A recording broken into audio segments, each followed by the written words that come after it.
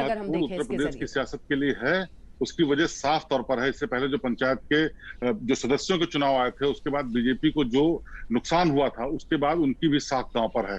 जिस तरह के नतीजे समाजवादी पार्टी के लिए आए थे, उनके लिए बहुत बड़ी चुनौती है कि क्या उसको दोहरा पाएंगे। हालांकि 22 सीटों पर साफ हो गया है कि बीजेपी आगे है और उसके नतीजे ही सिर्फ आने बाकी हैं। बाकी की जो यूपी की 46 मुख्य रूप से सीटें हैं, वहां पर मुकाबला सपा और बीजेपी के बीच में ही है।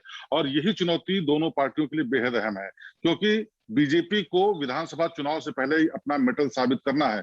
ये दिखाना है कि वो पिछली वाली जीत दोहरा सकती है, और उसके लिए दिन रात सारे नेता किए हुए हैं। जितने भी मंत्री हैं, प्रभारी मंत्री हैं, चाहे वो सांसद हैं, विधायक हैं, उनको जिलों में डेरा डालने के लिए बोला गया। इससे पहले संगठन की जो बैठकें हुई, उसमें साफ निर्देश दिए गए कि किसी भी तरह की कोताही नहीं होनी चाहिए, क्योंकि साख का सवाल है। वही समाजवादी पार्टी के मुखिया जो अखिलेश यादव हैं, वो लगातार वर्चुअल मीटिंग्स के जरिए जिलों में जाकर के अपने कार्यकर्ताओं के जरिए भी संदेश दे रहे हैं कि किस तरह से काम करना है और कितनी जरूरी है ये जीत सबके लिए। आप इससे अंदाजा लगाइए कि अभी कुछ दिन पहले 11 जिलाध्यक्षों को अखिलेश यादव ने सिर्फ इसलिए हटा दिया क्योंकि उनके जिलों में वो ठीक से मैनेजमेंट नहीं कर पाए, ठीक से व्यवस्था नहीं कर पाए रणनीति के हिसाब से। और यही यही दूसरी पार्टियों का भी हाल है, लेकिन मुख्य मुकाबला जो है समाजवादी पार्टी और बीजेपी के बीच में है, और इसीलिए दोनों पार्टियां दिन रात एक किए हुए हैं।